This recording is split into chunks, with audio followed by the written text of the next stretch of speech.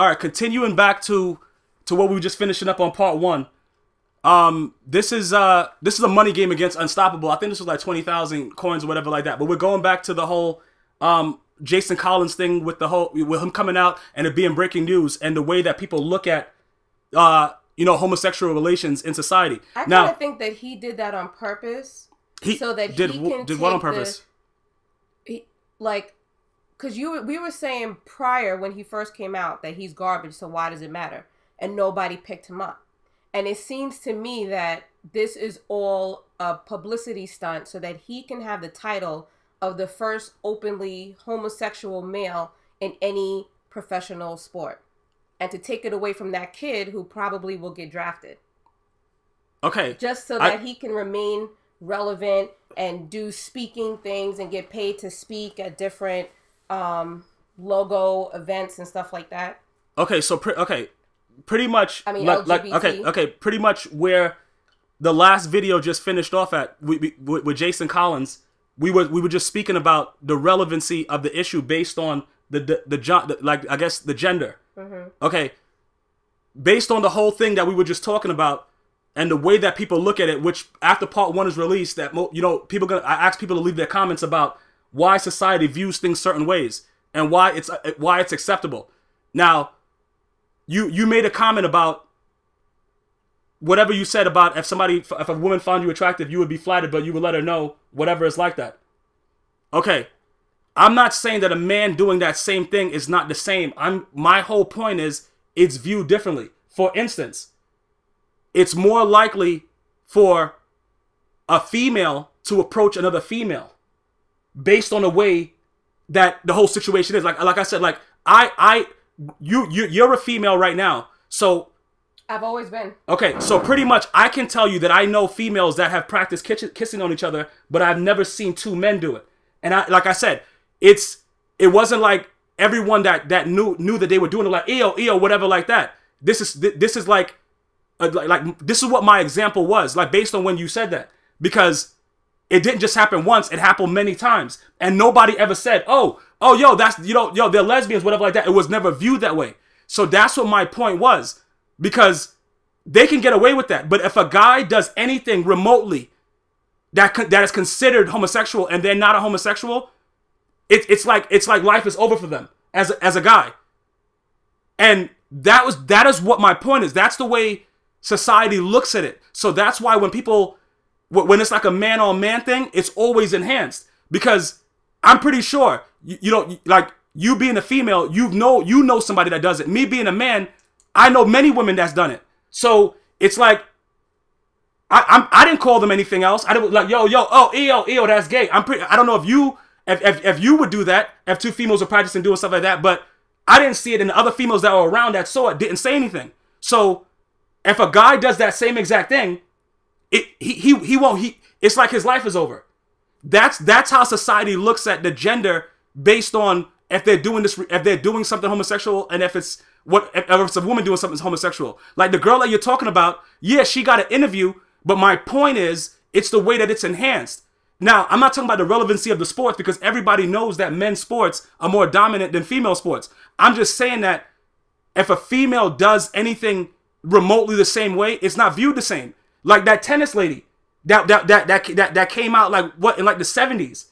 Like nobody even knows who she was. She just made an appearance like a couple months ago on First Take, and people don't even know. They just fucking like, all right, whatever, let her play tennis. But if any guy does it, that's what happens, because it's just looked at, and it's a mentality that people are bred with.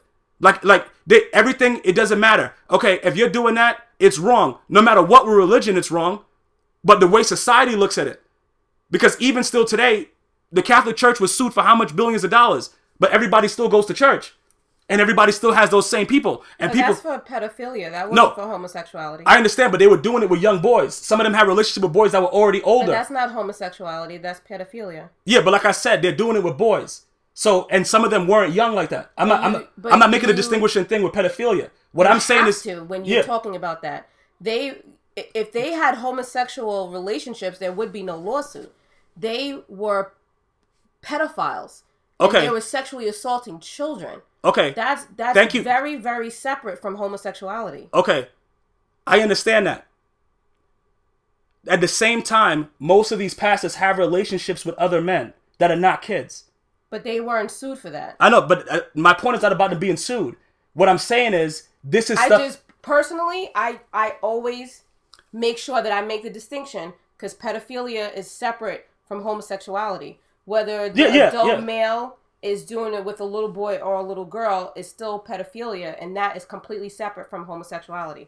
And homosexuals, I know some who have been offended because people mix those two up and use them and link them, because a man will do something with a little boy. Okay. And they take that personally, because that is the argument that a lot of people use to prevent them from moving forward and having equal rights. Okay, but I'm not. I'm that separate. I'm not. Talk about the church being sued. They were sued for molesting children. Okay, they were sued for molested children, and I'm not making it as if they're equal. What I'm trying to say to you is this: regardless of which way it goes, men and men are enhanced whenever it comes to anything else in society. So that's what the point of the whole conversation is, based on what you're saying and the things that's going on. Jason Collins is a prime example, because Jason Collins, he didn't do anything in the NBA. That's what my point was for the whole last video. It doesn't even matter how low on the totem pole a person is in a men's sport. That's how enhanced society is. You brought up the other girl that had the interview. She was the #1 college player. The #1 college player. The girl with the dreads. I forgot what team she was on, with the girl coach. She was the #1 player. Baylor? Yeah, she was with Baylor. #1 player in NCAA. After she did her interview, there was nothing else after it. Jason Collins came out last year sometime. Now, the Nets need a player. And they see it's the Nets. It's the Russian owner of the Nets that sees it and understands it's an opportune time, because Jason Collins can't decide where he goes. The owner asked them to come in to do a workout. Why? Because Michael Sam is going to probably be the first gay draft prospect in the NFL. Why is it so enhanced? It's been several WNBA players that have come out while they've been playing. They get whatever an interview. Cheryl Swoops, all those girls, they get an interview. It's done. It's like it never happened. But I'm saying that most of the people that listen to it, that will listen to this video, I guarantee females alike has at some point in their life seen certain things, and these like they've seen females do certain things that are not the same, and people keep that mindset. Like you just said it in the last thing. It's the way that people think from what they're seeing and what they're used to that lets it keep on going. So if you see stuff as young, and it's okay. Like when I first saw a girl kiss another girl and they were practicing, no, I was like, EO, whatever, like that. How many times did you see that? It's at least more, like 4 or 5 times. Same girls? No, different girls just practicing kissing on themselves. They practice kissing. Oh, I gotta practice kissing, stuff like that. They gotta practice this. They gotta practice that. It was never EO and Madden. And, oh, you disgusting. Now, if a guy did anything remotely crazy and brushed up on a guy the wrong way, he, like, you know what I'm saying, did something that just seemed ridiculous, it's not the same thing. So all these kids that then become adults, they keep the same mindset. Like at some point, any female that listens to this, it's a high percentage chance that at some point they've seen that happen. But if you ask a guy, they'll take it to the grave if they saw somebody do it. So that, and then these same people become adults, and then now it's like, okay, everything is enhanced. Oh, he's a gay. Oh, he's gay. Okay, whatever, like that. Besides religion, people just look at it like mad crazy. Like for instance, how many shows have we watched where it's like the guys will see something like 2 women doing it and they'll be mad excited about it, and then I'll be like, all right, what the hell is that? That okay, what?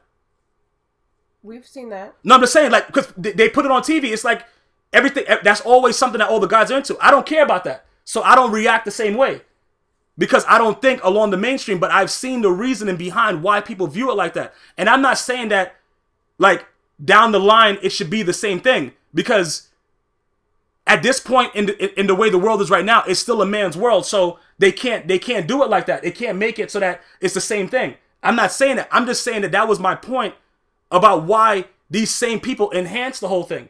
It's always going to be enhanced. So whenever it's something like this, where a guy like Jason Collins, like Jace, they'll be better off signing a Shih Tzu to the team than signing Jason Collins. But it's news.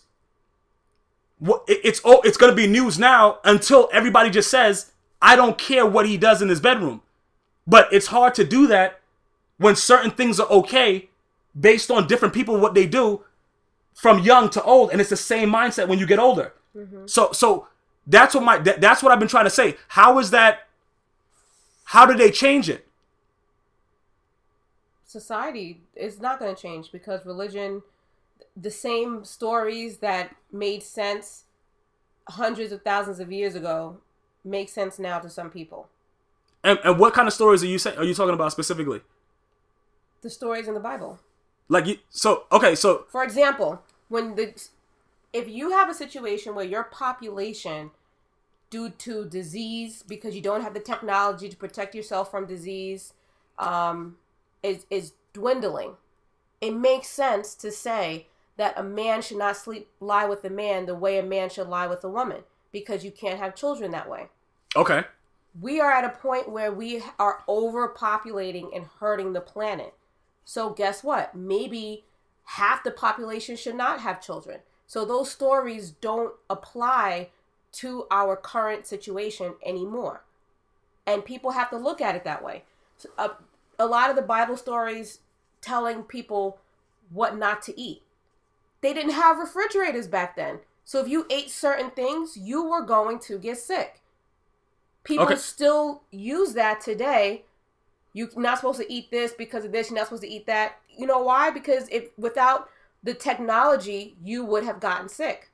But now it's different. So even if you don't use religion, with you, when you were growing up, how did you view a homosexual a homosexual act?